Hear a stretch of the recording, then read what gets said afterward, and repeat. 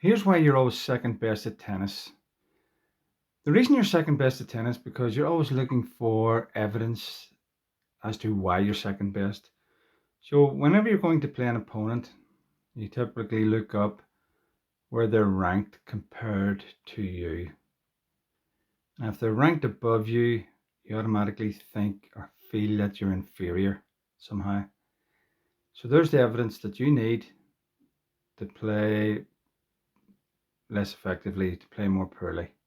Okay, now it's not always the case, but this is one of the little battles or hurdles that you've got to overcome in order to become better. Okay, so not only are you looking for evidence through statistics, you'll be looking at their serves compared to yours, shots in, unforced errors. So you'll be looking at all that stuff that you can see statistically as proof. They're better, and then you can kind of justify that whenever you get beat. Well, they were better. They were better than me, and here's the proof, and that makes you feel a little bit better. Okay. And there's other ways of gathering this evidence as well. Subconsciously, you're listening to commentators, you're listening to critics, you're listening to their opinions that the other person will probably win. Okay, so on top of the evidence that you've already got through statistics, this just cements and reinforces this evidence that you're the inferior player, and therefore it's a probability that you'll probably lose, and that makes you feel somewhat okay. So how can you overcome this on your own?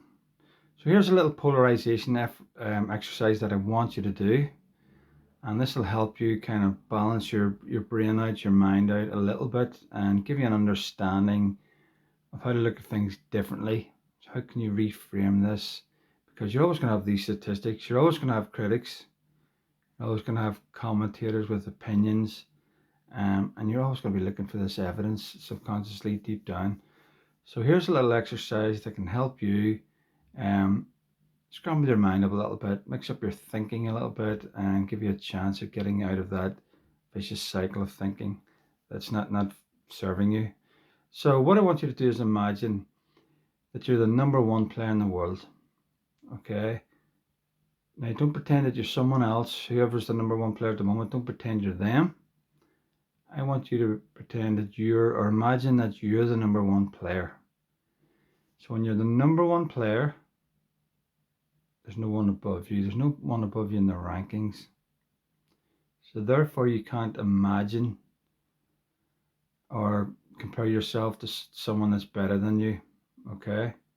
Now obviously if you're coming up, if you're a hardcore player and you're coming up someone that's like Nadal, that's the number one clay court person, yes, that's an exception. There's always going to be exceptions, but very few. So imagine you're the number one player. So no matter who you play is statistically not as good as you. So you're going to have more expectation that you should win. So there's pressure. You're going to have you're going to have more of a chance to listen to critics and pundits and making you the favorite, even bookmakers. So everybody's going to make you the favorite for the most part, not always. So there's more pressure. There's more of a chance that you get complacent. There's more pressure. So the weight of expectations building on you. So if you're a better player, surely there's more pressure on you to win. So think about that as well. When you're the lesser ranked player, there's more pressure on your opponent to win. Okay. So think about that. Always put yourself in your opponent's shoes. Think about that. They have more pressure than you because there's less expectation on you to win. Now, obviously, you want to get better and be in their shoes. Okay. So, and also, if you're thinking about yourself as the number one player, highest ranked, how do you stay at number one? How do you deal with people? Because if someone does beat you, that's lesser ranked, how do you deal with that? Because you're the better player, supposedly. How do you actually deal with that and go into your next match? So there's a lot of pressure on these people that are ranked higher than you, more than you think. Because obviously you're thinking about yourself.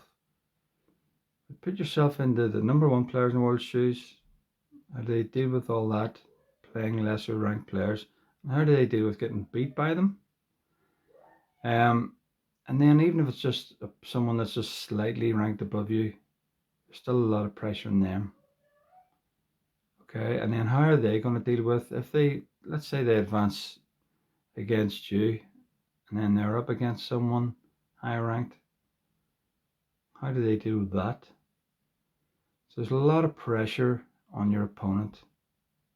So that's what we're trying to get at here. So think of all the reasons why your opponent can have more pressure than you. And the more you're thinking about your opponent and the pressure that they have,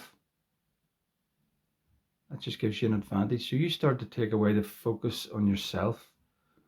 Focus on your opponent. Why are they having so much pressure?